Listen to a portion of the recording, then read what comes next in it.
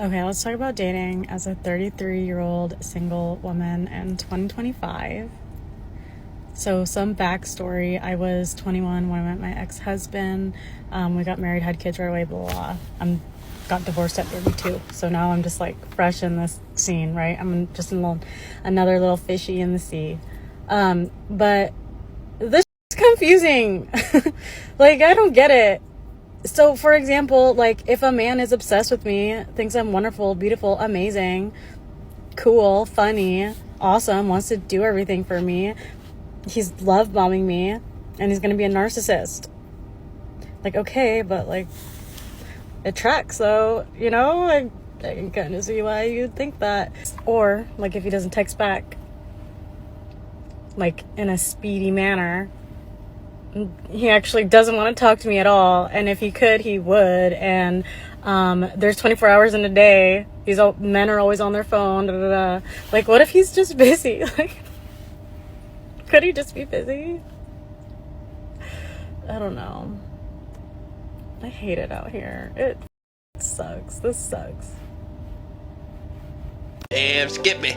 Oh yeah, Colleen, let's talk about modern dating as a single mom in her 30s, post-wall, divorced with kids. And as you said, it sucks out here.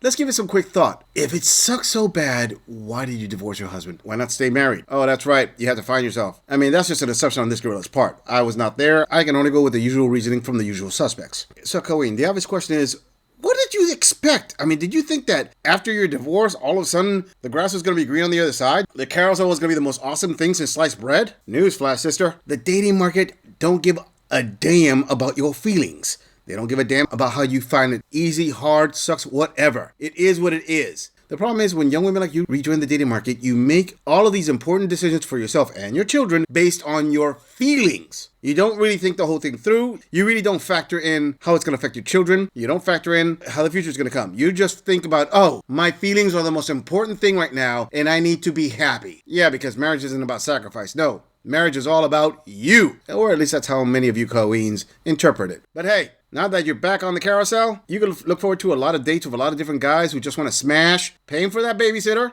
racking up that mileage, and cracking that taco beyond belief. You got this, sister. Go out there and slay. Before we move on, I want to bring attention that 70% of my viewers are not subscribed to my channel. Come on, fam. You've seen my logo on other channels, and you're already here. Please hit that subscribe button and support the channel. It really helps out. Moving on. I have a public service announcement for those of you that are post-divorce and out here in this wild, crazy dumpster fire of a dating scene trying to find somebody to fill a void.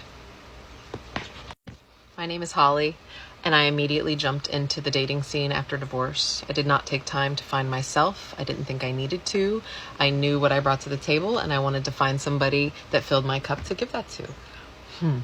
It's 2 years later now, and I have just realized that that isn't gonna work.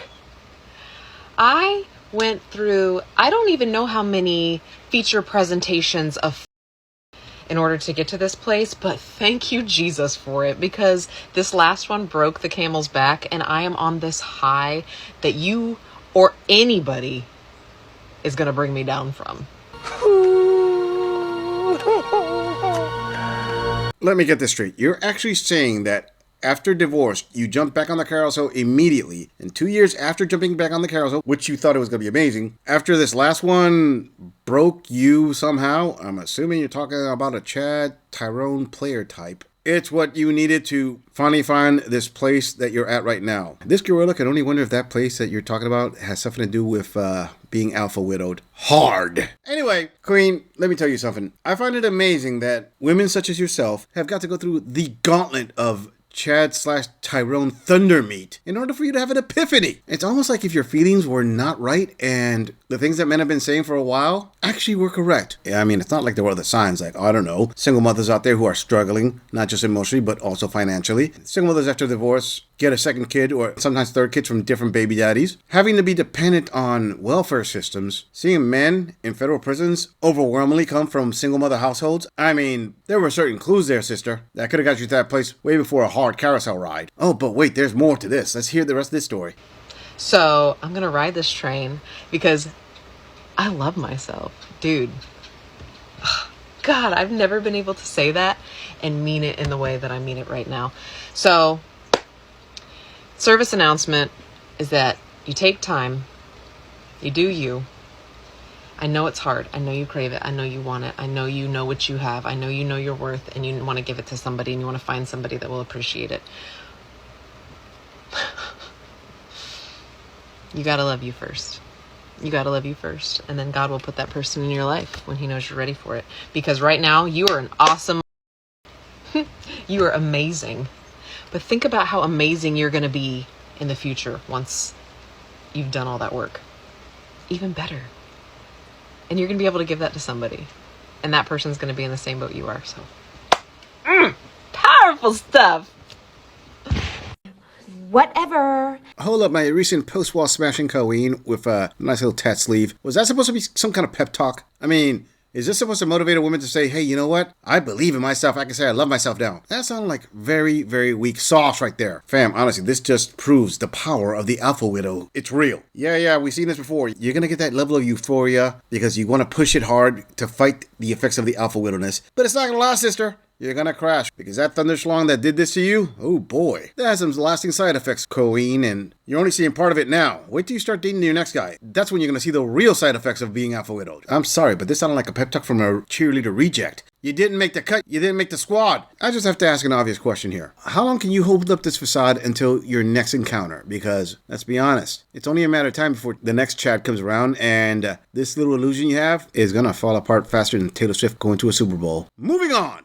Okay, I need to know from the single moms who are no longer single moms and are engaged or married or one of those things. When did you reveal that you had a child or children? Because I've been single a year and a half. I have not gone on a date since ending my relationship.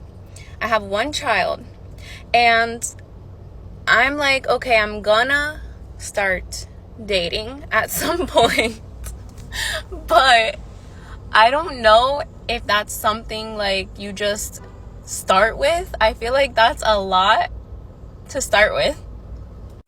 I don't want to be like deceiving or anything, but also like that's a really big part of your life, and you don't necessarily need to just share that information with somebody who's not worth sharing that information with, right? Like you don't just, I don't know how to do this. I don't know how to do this. So I need those of you who have done this, who found your person, to tell me, like, when did you reveal to your person that you had a child? Let me know. I need some advice from the ladies. Oh, so you need advice from the ladies? Oh, Colleen, you are lucky tonight because you're going to get advice from this gorilla. Unsolicited advice, but advice nonetheless. All right, let me start off by saying it is understandable that your children are going to be your number one. A lot of men who date single mothers understand this. They already know, or should I say they should know, off rip, that you're going to put your kids first, and you being the new guy, you're never going to come in before your kids in the pecking order. But the question you want to know is, when do you drop this bombshell on the guy? Starting off first night, or do you wait it out a little bit more? Now, logic would dictate that you should reveal the information when you are asked a question. So if the guy doesn't ask if you're a single mom or anything on the first date, you shouldn't say it. I'm not going to say that's bad advice there, but I will say that it could be perceived as to be deceptive on your part. But let me clarify something, Colleen. You see, men aren't dating your children. Men are dating you. So men are, for the most part, are just going to want to ask questions about you. So to leave it until the question is asked really isn't fair. But on that same note, it's going to be pretty evident that you're a single mommy when you start saying, hey, I have to head home early or I have to get a babysitter. What I mean by that is it's going to be hard for you to hide the fact that you're a single mother. So acting the way you're acting right now, it just gives off vibes that you are trying to hide it rather than being upfront about it. I'm pretty sure that honesty is the best policy. I mean, aren't your kids supposed to be something that you're proud of? Shouldn't you just say upfront, yeah, I have kids? And by that token, let the next guy decide if he wants to be the next baby daddy. Moving on! If you are not a single mom or single parent dating with a kid in your 30s, just scroll because this video is not for you. It's going to bore you. You're not going to get it. If you are, stay here. Okay, now that we're all here, what the going on? What is going on out there? I am flabbergasted by what's left out there in dating right now. And I don't know if my standards are like too high. I don't think so. I don't think they're too high. I'm asking like bare minimum stuff. Like, show a little bit of interest. Don't invite me over to your house. I don't want to go hot tubbing. Like, I don't want to do back scratches. Like, it is so cringy out there right now. And like, you would think because these men are older that like they'd be more mature. Like, I'm in like the older dating like pod right now. They're acting, it's like worse than when I was like 24 before I got married. It's way worse because now we're all supposed to be older, but they're still acting like the 24-year-olds. That was the plan. Not a great plan. Hold up. You're complaining because men of your age are not acting the way you want them to act. In other words, you acted the way you wanted to act when you were dating, when you were on your prime, before you were 24 and you got married. And now that they're in their prime, they're in their high, they're at their higher SMV level, you want them to act a certain way. In other words, you want them to tailor to the way you want them to act because you're a single mom dating again. And because they're not, oh, it's so horrible, it's so terrible. Well, sister, all I'm going to say is tough. Guess what? Just because you decided to go single again for whatever reason it was, doesn't mean that these men have to tailor to you. They're not going to act the way you want them to act. They don't owe you an explanation. They don't owe you a date. You don't deserve anything from these men. These men that are in their 30s, they have a higher SMV. They're going to date younger women. They don't have to listen to you. They don't have to schedule their dates around your childcare. Simply put, guess what? When you were younger, you had a higher level and you could demand stuff. Now you can't demand jack. They can. They're the prize, not you. The sooner you realize that, the better you're going to be off. But let's see what else you got to say. It has been like, I don't know. As you guys know, most of you know, if you've been following for a while, been separated from my husband for like ex-husband for like a year and a half now. Divorce was finalized in August. I feel like I'm ready to finally get out there.